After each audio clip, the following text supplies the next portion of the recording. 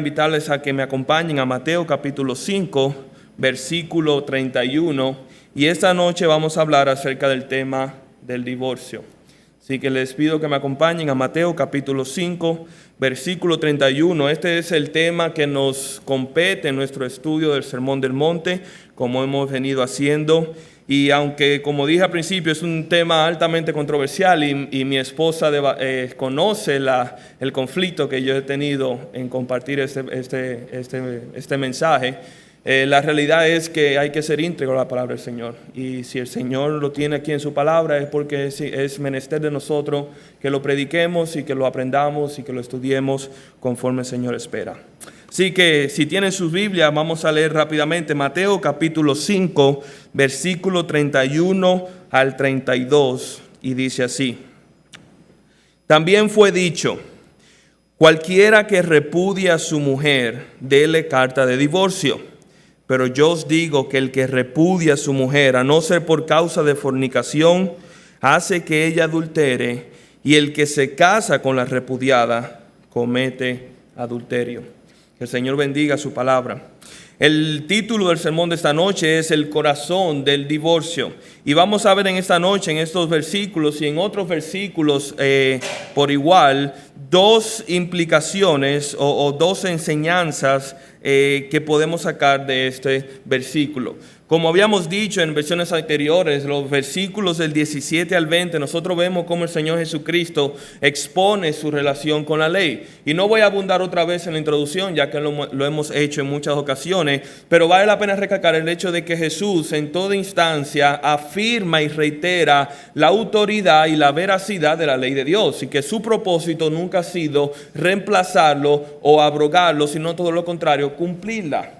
Pero al mismo tiempo en ese pasaje vemos cómo el Señor condena y en cierta forma expone la falsa interpretación, la incorrecta interpretación de la ley de Dios y de la palabra de Dios que habían traído los escribas y fariseos. Y por consecuencia de esta mala interpretación, ellos tenían una mala aplicación en sus vidas y así enseñaban a otros también de una forma incorrecta. Así que el Señor viene y corrige sus interpretaciones, comienza a mostrar cómo verdaderamente la justicia del hombre no se basa en lo que ellos habían predicado. Y para este propósito nuestro Señor Jesús emplea de 6 ilustraciones, las cuales nosotros vemos en los versículos 21 al 48. Ya hemos visto la ilustración del homicidio, la última vez vimos la ilustración del adulterio, y el que nos toca en esta noche, que es la ilustración o la imagen del divorcio. ¿Y cuál era el error principal de los fariseos? Y lo hemos dicho, pero vale la pena recalcarlo, que no se trata per se en un ataque o en una corrección a la ley de Dios. O sea, los fariseos, lo que Jesús está corrigiendo, en estos pasajes, no es la ley de Moisés, sino que es la interpretación de los fariseos. Una interpretación que quedaba corta de lo que Dios decía en su palabra y lo que Dios significaba o empleaba en el espíritu de la ley. Ellos ignoraban el sentido completo y, más importantemente, el sentido interno, la relevancia que tiene la ley de Dios en nuestros corazones, en nuestra vida, y solamente se habían enfocado meramente en lo que es la aplicación externa. Y cuando llegamos al tema del divorcio, como vamos a ver en esta noche, no era la excepción. El tema del divorcio en las Escrituras es como una costura, es como un tejido, y es casi imposible tirar de un hilo sin poder alar otros hilos. Y es por esta razón que, a pesar de que hoy tenemos solamente 2 versículos en nuestro texto, para poder entender lo que esto significa y lo que el Señor está explicando, es importante que veamos muchas referencias cruzadas y pasajes paralelos. Así que por eso les exhorto y les animo, si es posible, que puedan tener su Biblia en mano, ya que muchos de estos pasajes los vamos a estudiar también con cierto criterio y de manera un poco extendida. Así que, sin más preámbulo, vamos simplemente a estudiar primeramente los versículos que competen aquí en Mateo capítulo 5. Y lo primero que vemos, y como ha sido de costumbre en las últimas 2 exposiciones, es que en el versículo 31 el Señor expone cuál es el error de la interpretación de los fariseos. Dice en el versículo 31, también fue dicho, cualquiera que repudie a su mujer, déle carta de divorcio. Y nuevamente es interesante la frase, porque aquí hay una pequeña variación en la frase que dice, también fue dicho. Anteriormente el Señor había dicho, por ejemplo en el versículo 27, oíste que fue dicho, y en el versículo también 21, oíste que fue dicho, pero aquí hace una pequeña variación y dice, también fue dicho. Lo interesante del caso es que esta ilustración que vemos aquí, tanto esta como la ilustración que prosigue, nacen de las interpretaciones anteriores. Es decir, de la misma forma que Jesucristo estaba criticando no la ley de Moisés, sino la interpretación, y había hecho hincapié en el hecho del adulterio en el pasaje anterior, y a raíz de esa interpretación del adulterio, entonces él enfoca su atención en el divorcio, porque van de la mano, son temas que van entrelazados uno con el otro. Y no es coincidencia que también la próxima ilustración que vamos a ver tiene que ver con respecto a los juramentos. O sea que tanto y el hecho de que la frase comienza diciendo y también fue dicho, es simplemente una continuación, un puente que hace el Señor Jesucristo entre la enseñanza anterior relacionado con el adulterio y la enseñanza que vemos esta noche relacionado con el divorcio. Vamos a ver también el estudio de que gran parte de la enseñanza del divorcio tiene que ver o tiene que relacionarse con la enseñanza del adulterio. ¿Y qué es lo que está diciendo aquí el Señor Jesucristo? Él comienza diciendo, en el versículo 31, también fue dicho, cualquiera que repudie a su mujer. Y aquí el Señor Jesús está citando la interpretación de los escribas y fariseos del pasaje del Antiguo Testamento que se encuentra en Deuteronomio capítulo 24, versículo del 1 al 4. Este pasaje en Deuteronomio explica las bases del divorcio en el Antiguo Testamento. Este era el pasaje a los cuales los escribas y fariseos se dirigían cuando querían estudiar e interpretar lo que el Señor Jesucristo hablaba con relación al divorcio. En las últimas dos ilustraciones, Jesús había citado o había hecho referencia a la interpretación de los 10 mandamientos. Pero en esta ocasión no hace referencia a una interpretación de un mandamiento que compete los 10 mandamientos, sino que se va entonces aquí a la ley cívica del pueblo de Israel. Y les quiero pedir que por favor me acompañen también a Deuteronomio capítulo 24, versículos del 1 al 4, y vamos a ver cómo era que los escribas y fariseos interpretaban este pasaje. Deuteronomio capítulo 24, versículos del 1 al 4. Dice así: cuando alguno tomare una mujer y se casare con ella, si no le agradare por haber hallado en ella alguna cosa indecente, le escribirá carta de divorcio y se la entregará en su mano y la despedirá de su casa. Y salida de su casa podrá ir y casarse con otro hombre. Pero si la aborreciere este último y le escribiere carta de divorcio y se la entregase en su mano y la despidiere de su casa, o si hubiere muerto el postrero hombre que la tomó por mujer, no podrá su primer marido que la despidió volver a tomar para que sea su mujer, después que fue envilecida, porque es abominación delante de Jehová, y no has de pervertir la tierra que Jehová tu Dios te da por heredar. Y aquí vemos, como dijimos, el pasaje central en el Antiguo Testamento que lidia con este tema con respecto al divorcio. En los tiempos del Señor Jesucristo habían dos escuelas que interpretaban este pasaje. La primera escuela era la escuela de Gilel, como le mencionaban, y la otra escuela era la escuela de Shammai. Y ambas comparten interpretaciones distintas de este pasaje. La escuela de Gilel enseñaba que era permitido al hombre divorciarse por cualquier razón en específico, no por motivos de inmoralidad sexual exclusivamente. Era una escuela que tenía una tendencia más liberal con respecto a su contemporáneo. Y ellos sacan esta conclusión de la cláusula o la palabra que aparece en el primer versículo del capítulo 24, cuando dice dice que si no le agradare al hombre, como dice aquí, y se casare con ella, y si no le agradare por haber hallado en ella alguna cosa indecente. Y ellos decían, bueno, pero si no es el agrado del esposo, entonces puede ciertamente darle carta de divorcio. ¿Y qué comprendía eso? Bueno, esto podía comprender cualquier desagrado del hombre, ya sea por una inmoralidad sexual o por adulterio, pero algo también tan sencillo como que ella hubiera dañado la cena o que le hubiera echado mucha sal a la comida o que no sabía colar café. Puede darse cualquier ejemplo, pero siempre y cuando existiera un repudio o un desencanto del hombre, entonces estas personas enseñaban que existía una razón legítima para que el hombre pudiera divorciarse y repudiar por ende a su mujer. Cualquier cosa que la mujer hiciere que produzca el desagrado de su marido era una razón legítima para ser repudiada o divorciada.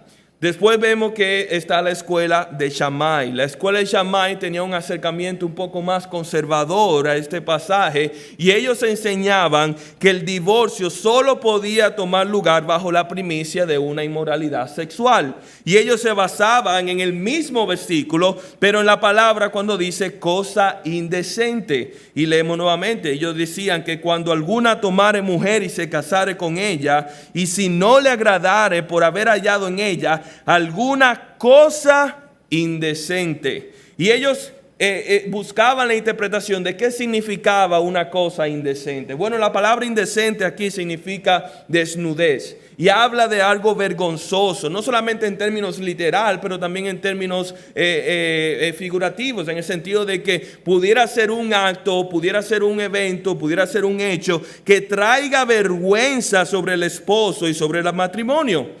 Pero específicamente ellos interpretaban esto como un acto de inmoralidad sexual. Y esta diferencia de interpretación es evidente cuando vemos el pasaje paralelo que vamos a estudiar más adelante en Mateo capítulo 19, versículo 3, cuando le hacen la pregunta al Señor Jesucristo de la siguiente forma. Le dicen, ¿es lícito al hombre repudiar a su mujer por cualquier causa? Y lo que estaban diciendo los fariseos con esta pregunta era saber en cuál lado de la disputa o del debate se inclinaba Jesús.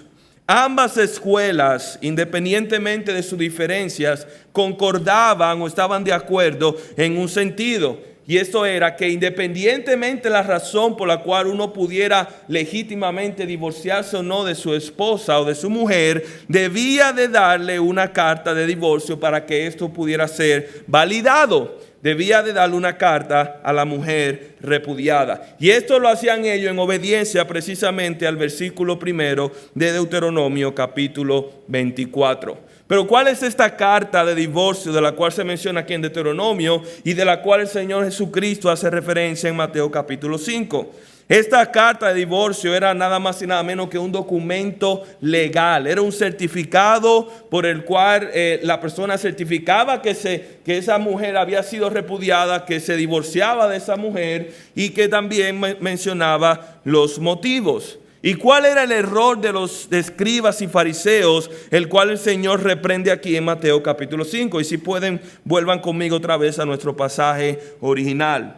En Mateo capítulo 5, versículo 31, el Señor le rehúsa, o mejor dicho, le refuta la interpretación de ellos de Deuteronomio capítulo 24. ¿Y cuál era el acercamiento? ¿Cuál era el error de que ellos se acercaban aquí?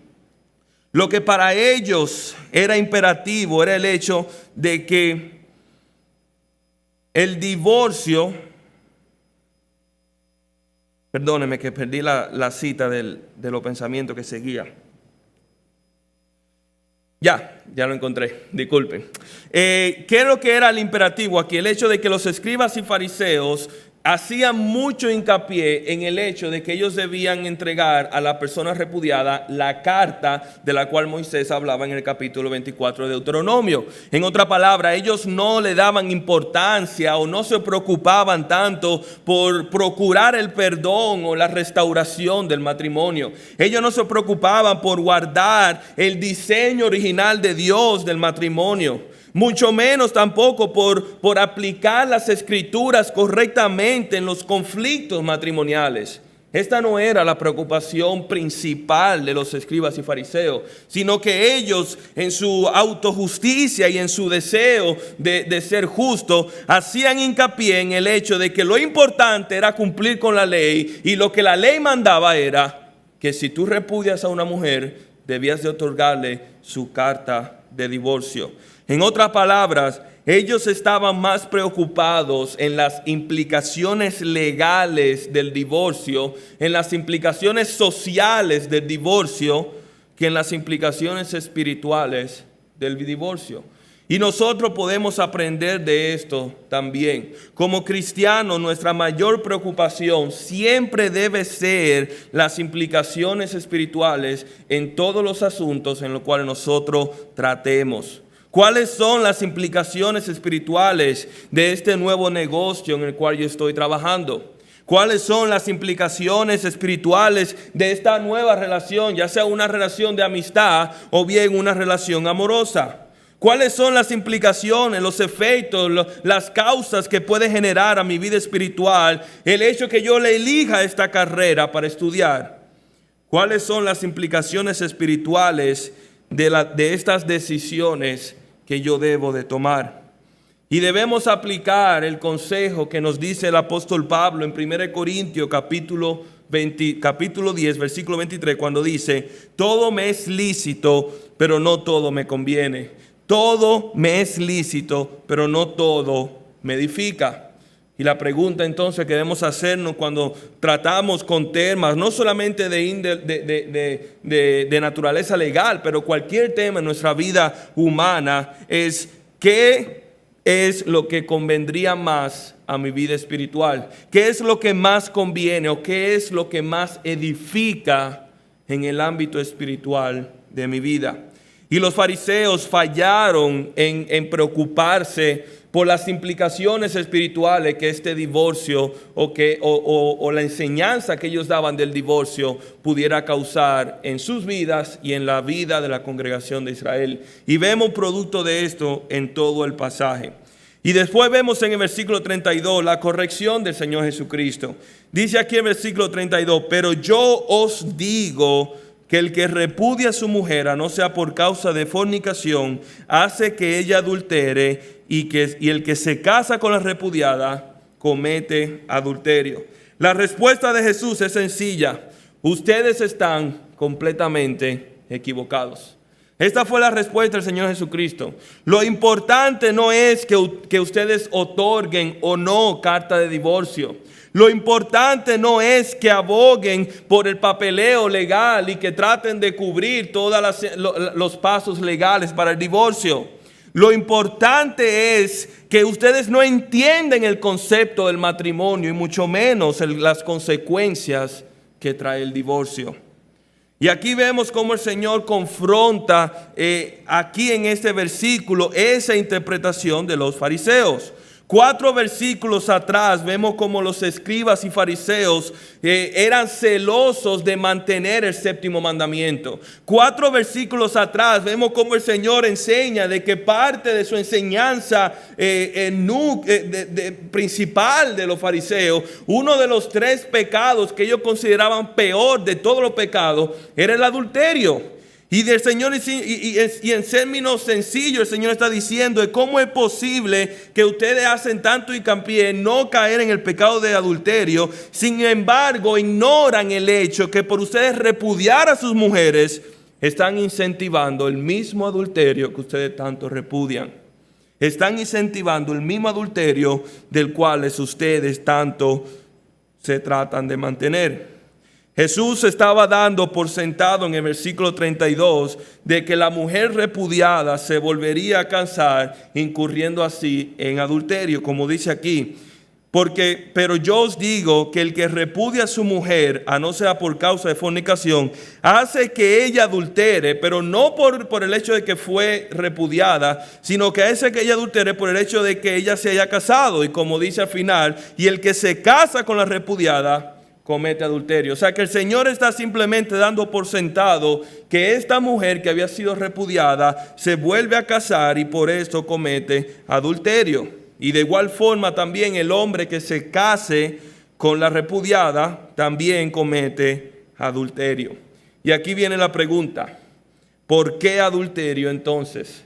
¿Cuál es el principio, cuál es la lógica que utiliza nuestro Señor Jesucristo para incurrir el hecho de que esta mujer está cometiendo, o la persona que se case con esa mujer comete adulterio?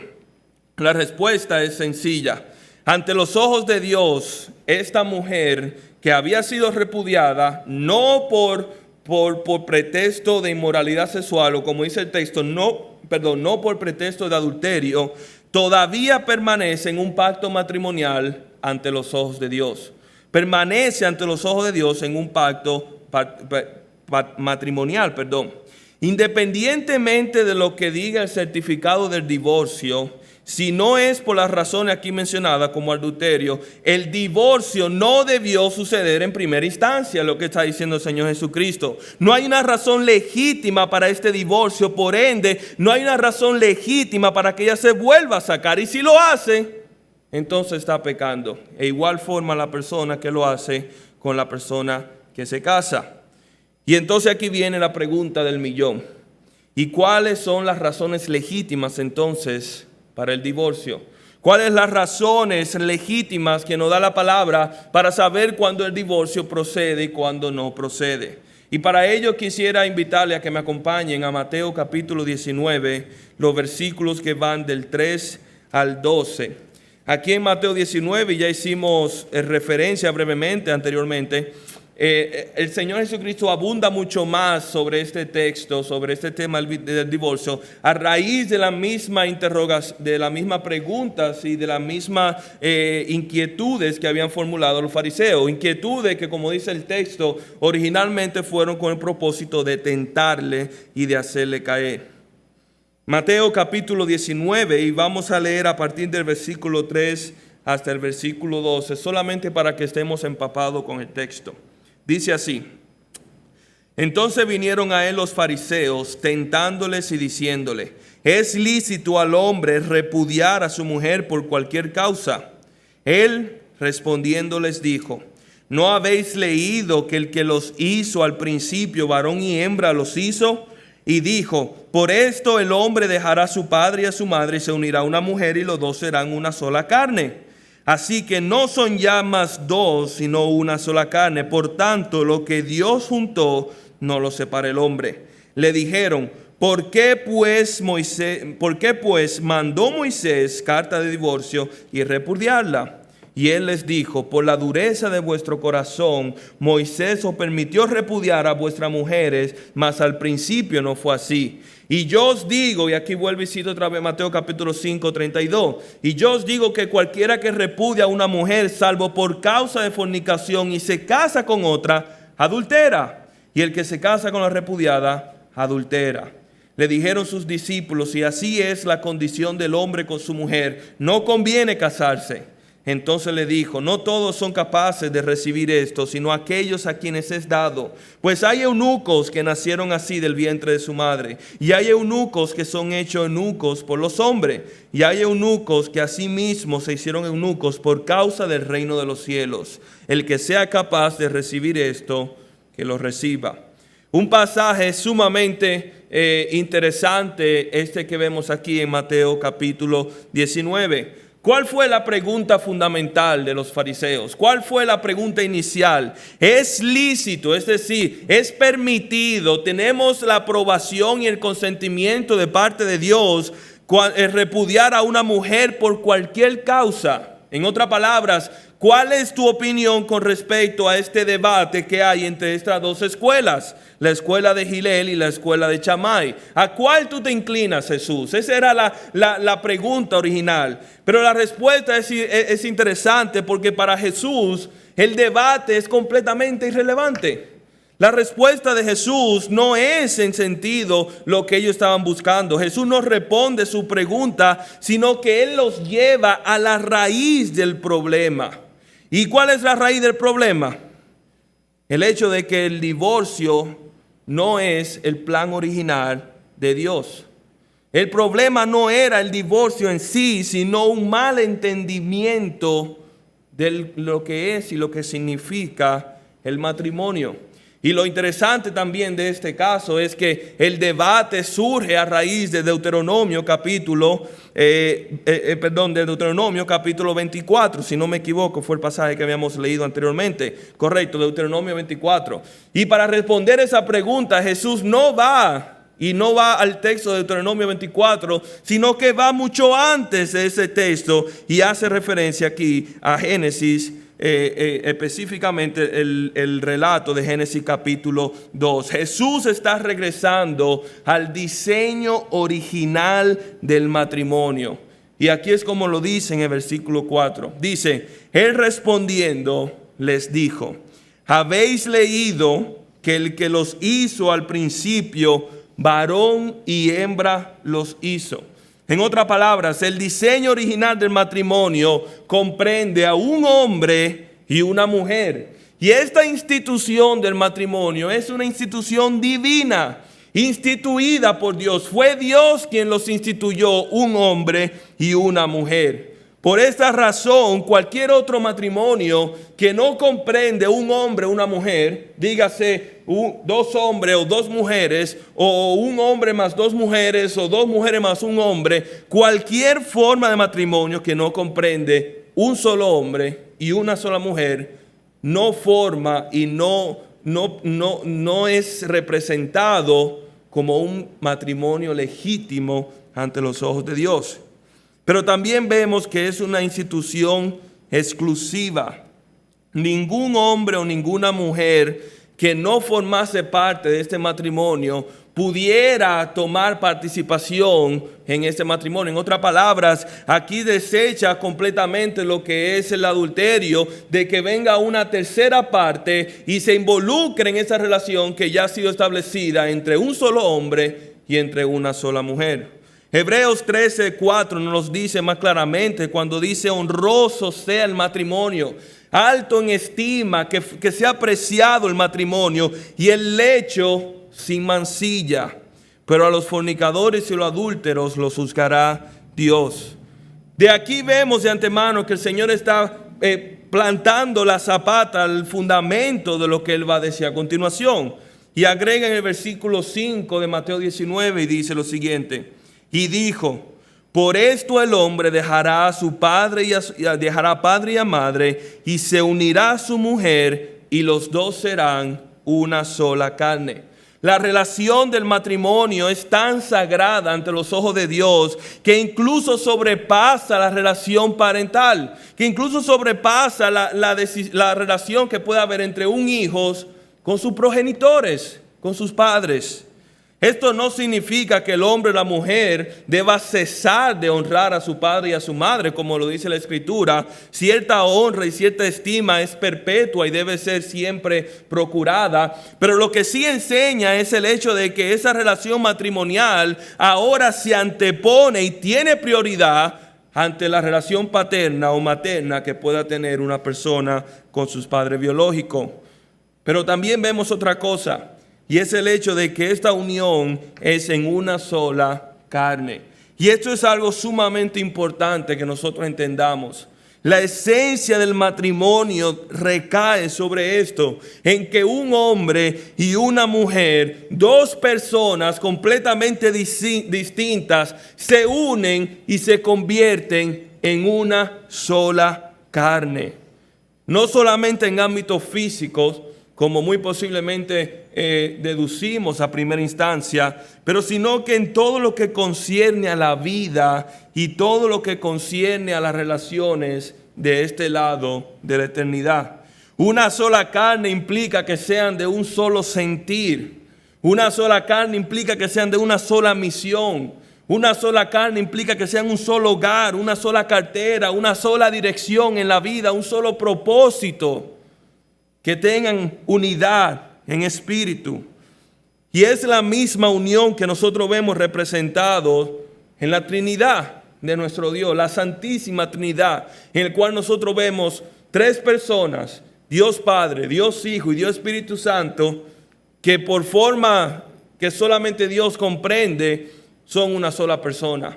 Pero tenemos un vistazo de esa relación trino en nosotros cuando vemos dos personas, que dice la palabra de Dios, que se convierten en una sola carne, que se convierten en un solo ser, un hombre y una mujer.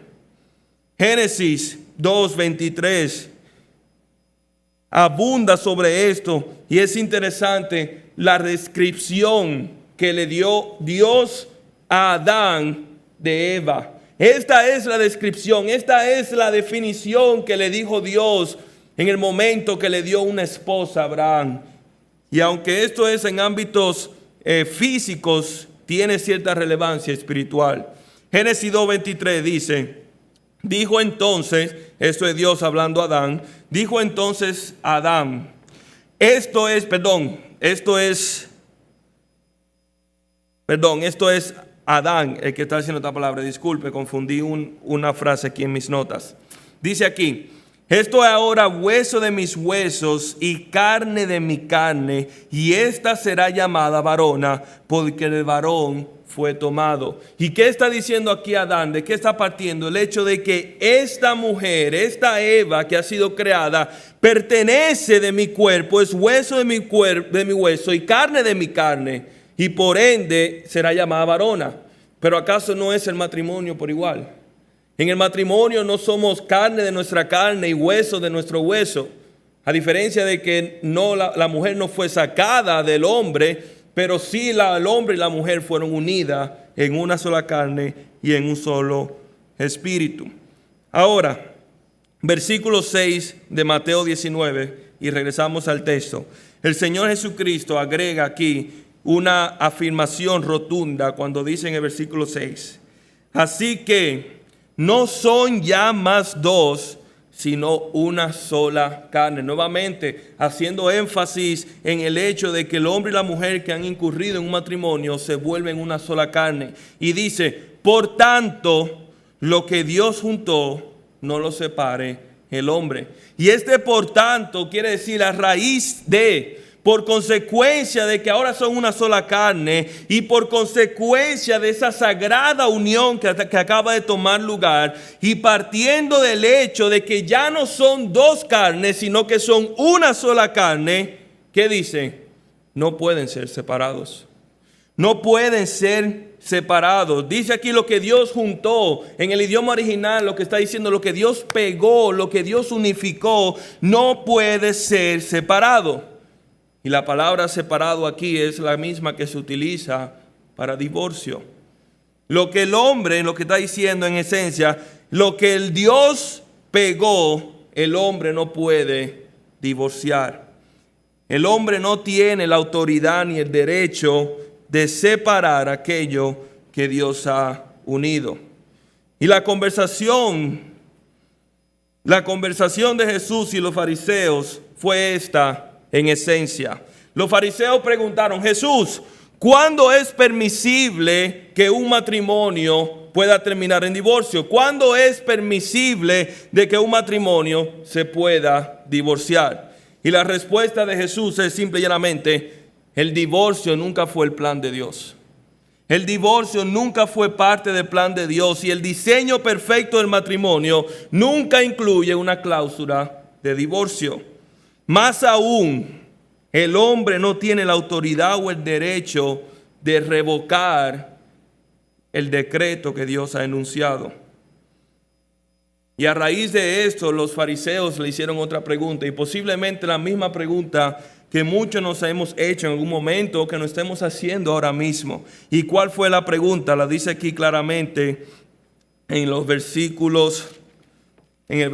8, dice, en versículo 7, ¿por qué pues mandó Moisés dar carta de divorcio y repudiarla? La pregunta de los fariseos es, entonces, ¿por qué ordenó Moisés dar carta de divorcio y repudiarla en primera instancia? Si no es procedente de que un hombre y una mujer que hayan incurrido en matrimonio sean divorciados, si el hombre no puede separar aquello que Dios ha unido, entonces ¿por qué Moisés dio carta de divorcio? En otra palabra, ¿por qué la ley nos manda a divorciarnos si este no es el plan de Dios? Y aquí el Señor le da una respuesta, y en esta respuesta también nosotros vemos dos errores en los cuales habían incurrido los fariseos. La respuesta del Señor Jesucristo es sencilla: por la dureza de vuestro corazón, por la dureza de vuestro corazón. Y aquí vemos entonces al error de los fariseos en la interpretación que ellos habían tenido de Deuteronomio capítulo 24. Y para ellos les voy a pedir que me acompañen nuevamente a Deuteronomio 24. Y no lo dije relajando cuando le hice hincapié que íbamos a ver mucho pasaje en esta noche. Si pueden regresar conmigo, Deuteronomio 24, y vamos a ver cuál era el error de los fariseos en la interpretación que ellos daban con respecto a la orden que supuestamente dio Moisés para repudiar a la mujer. Dice aquí, error número 1, Moisés nunca ordenó o mandó a divorciar. Y aquí vemos un juego de palabras. Cuando los fariseos le preguntan por qué Moisés mandó a dar carta de divorcio, ¿cuál fue la respuesta de Jesús? Moisés no mandó, sino que Moisés permitió. Y aquí hay una gran diferencia en esta palabra.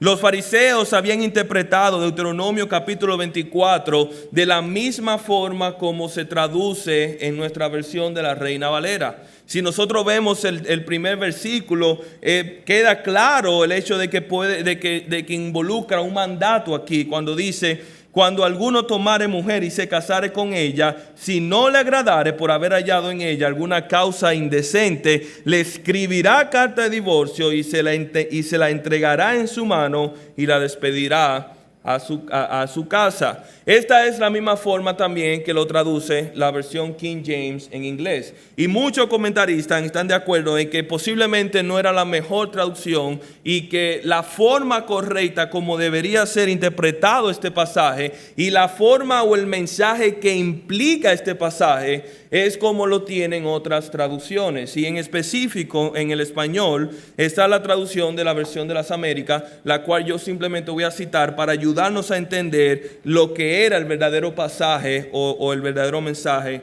del pasaje. Dice este mismo pasaje en la versión de las Américas, dice de la forma siguiente: cuando alguno toma una mujer y se casa con ella, si sucede que no le es agradable porque ha entregado algo reprochable en ella, y se escribe certificado de divorcio, lo pone en su mano y la despide de su casa, y ella sale de su casa y llega a ser mujer de otro hombre, si el segundo marido la aborrece y le escribe certificado de divorcio, lo pone en su mano y la despide a su casa, o si muere este último marido que la tomó por ser su mujer, al primer marido que la despidió no le es permitido tomarla nuevamente como mujer, porque ha sido menospreciada, pues es abominación ante el Señor. No traerás pecado sobre la tierra que el Señor tu Dios te ha dado para heredar. Y visto de esta forma, queda entendido que Moisés no está dando un mandamiento, sino que está formando un escenario hipotético.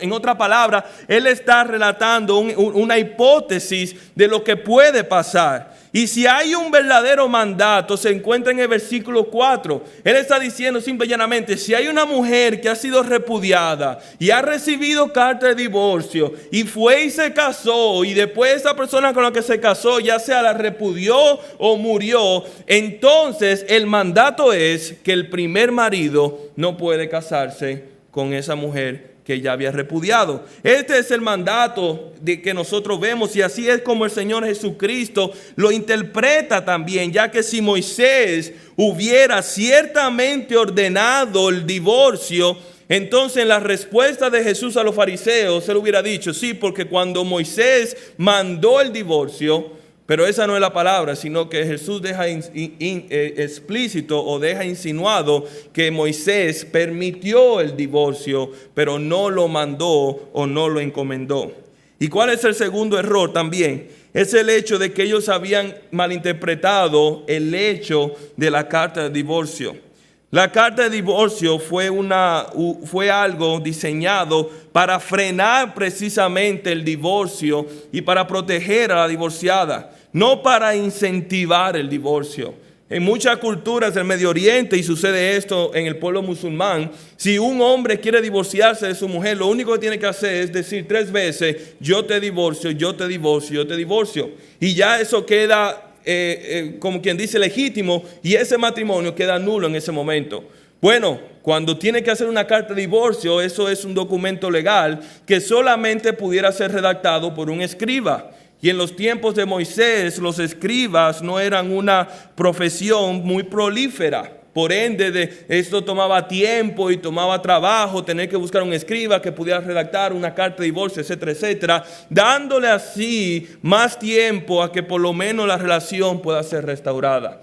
Pero si aún se llegase a divorciarse, en esta carta de divorcio decía la razón por la cual se divorciaban. Por ende, que si una mujer había sido divorciada por simple y llanamente de que no sabe cocinar un arroz con habichuela y carne, cuando ella fuera otro pretendiente y supiera que es divorciada y él pudiera asumir que fue por adulterio, ella diga, no, mira, yo no fui repudiada por adulterio, yo no soy una persona adúltera, simplemente yo no sé cocinar.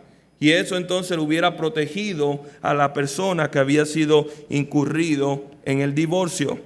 Pero ¿qué es el principio que nosotros vemos en este pasaje y en lo que nos está diciendo el Señor Jesucristo en Mateo capítulo 19? Permiso no significa consentimiento. No podemos negar el hecho de que Dios ha permitido el divorcio bajo ciertas circunstancias específicas.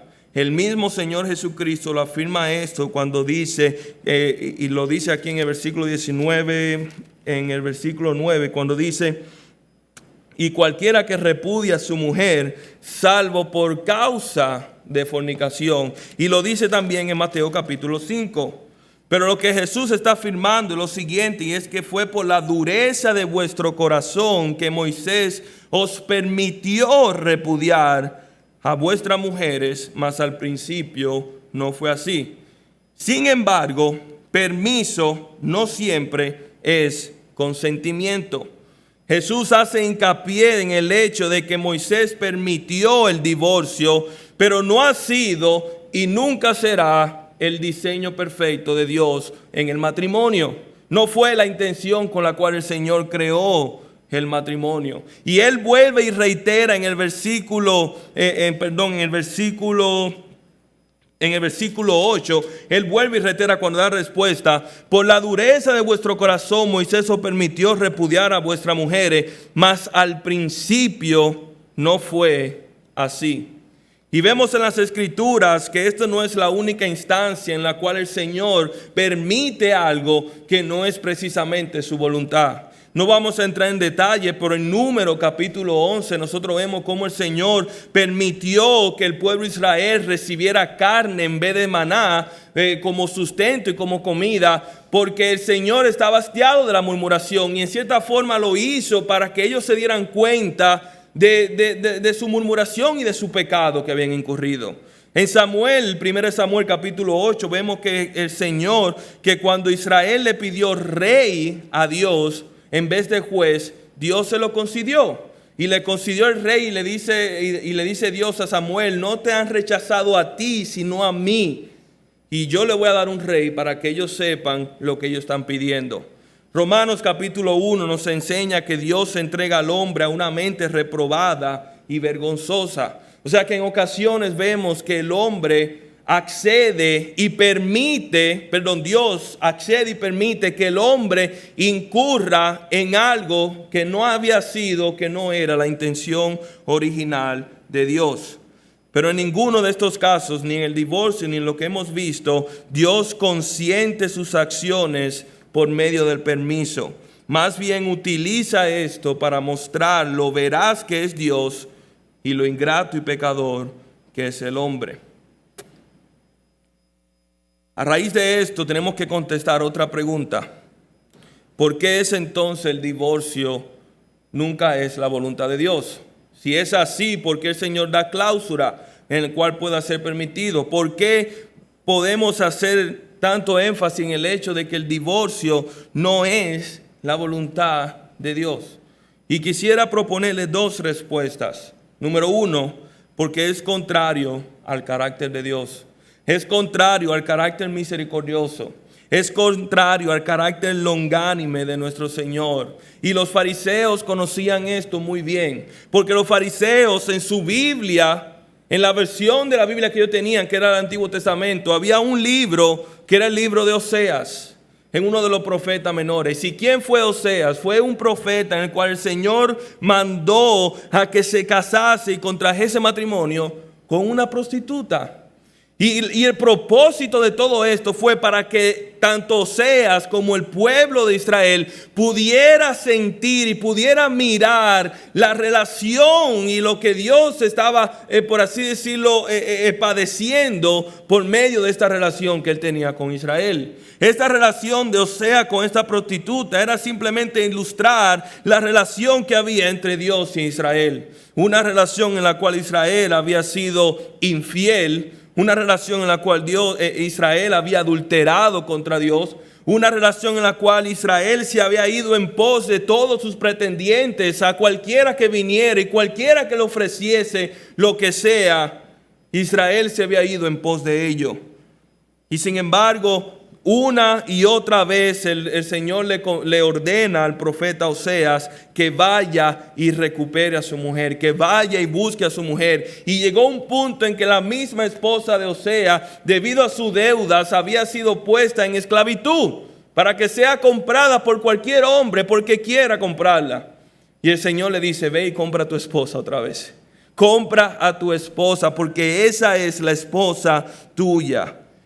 Dios muestra por medio de esto la paciencia que él tenía con Israel. Dios muestra la longanimidad que tenía con Israel. Y no solamente eso, sino que su deseo también de restaurarla. Independientemente de su adulterio, independientemente de su fornicación, el deseo de Dios nunca fue de desechar a Israel, sino más bien verla regresar a sus brazos y verla regresar a una relación saludable con su Dios. Pero hay otra razón también por la cual el divorcio no es la voluntad de Dios, y es que es contrario al evangelio de Cristo. En Efesios capítulo 5, versículo 22, y si pudieran acompáñenme a este último pasaje, Jesús describe aquí la relación que él tiene con la iglesia, esa relación que él define como una relación matrimonial. Efesios capítulo 5, versículos 22 al 32. Aquí exhortándoles a los esposos de cómo debe tratar a sus esposas y a las esposas cómo deben relacionarse con su esposo. El apóstol Pablo utiliza el ejemplo de la relación que hay entre Cristo y la iglesia. Y dice en Efesios capítulo 5, versículo 22 en adelante, dice: las casadas estén sujetas a sus propios maridos como al Señor, porque el marido es cabeza de la mujer, así como Cristo es cabeza de la iglesia, la cual es su cuerpo y él es su Salvador. Así que, como la iglesia está sujeta a Cristo, así también las casadas lo estén a su marido en todo.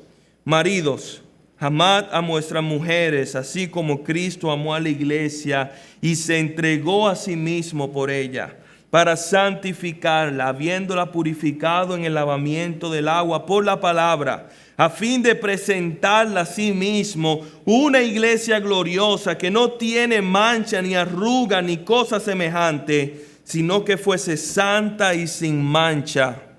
Así también a los maridos deben amar a sus mujeres como a sus mismos cuerpos. Y el que ama a su mujer, a sí mismo se ama, porque nadie aborreció jamás a su propia carne, sino que la sustenta y la cuida, como también Cristo a la iglesia.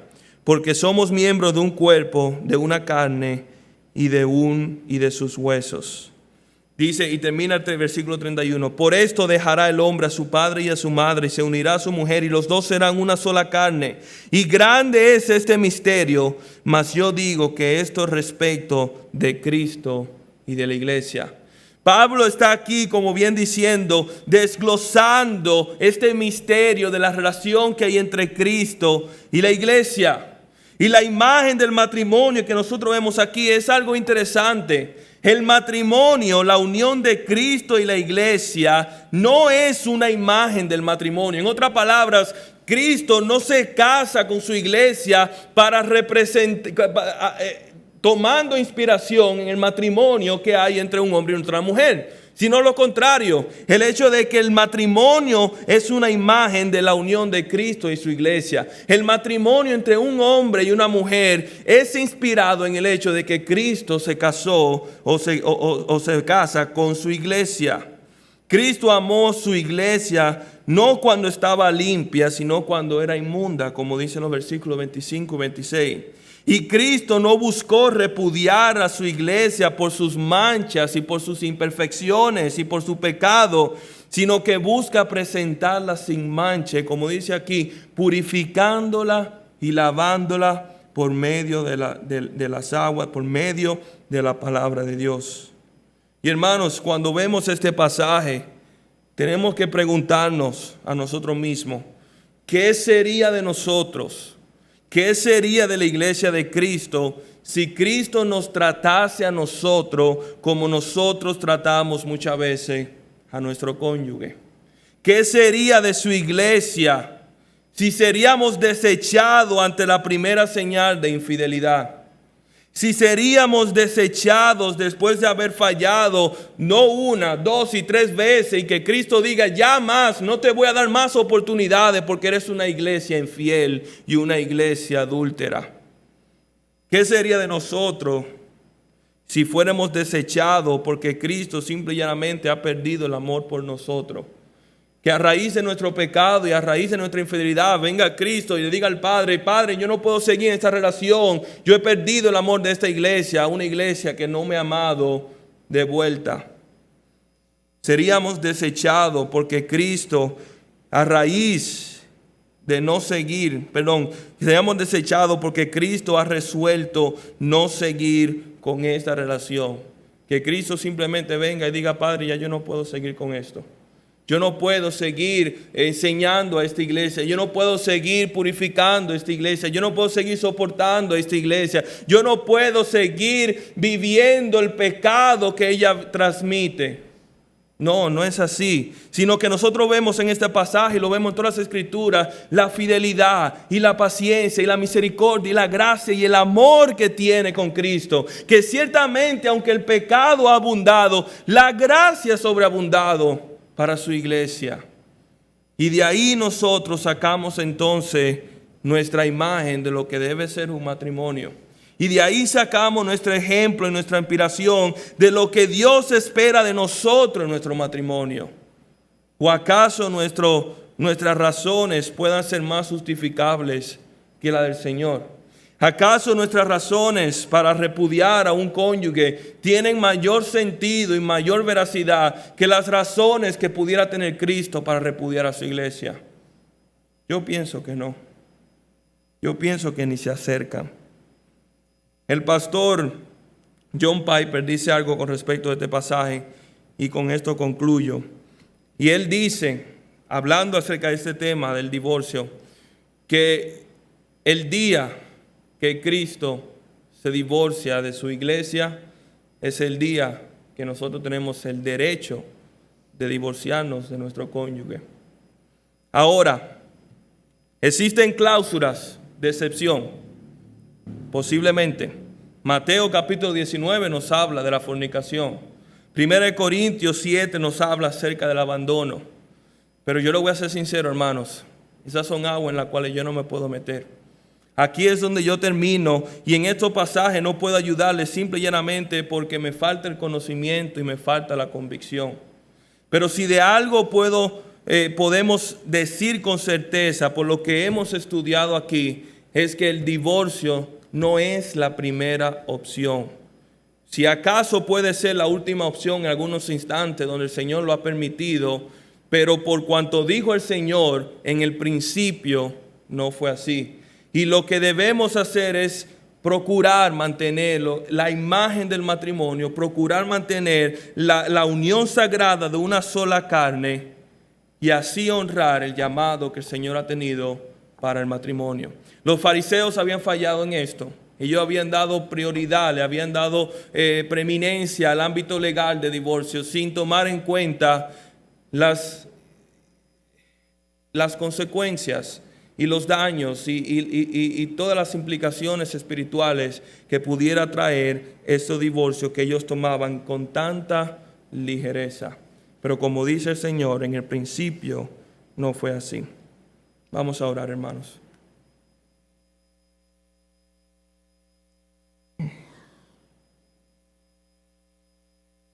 Padre, venimos ante ti.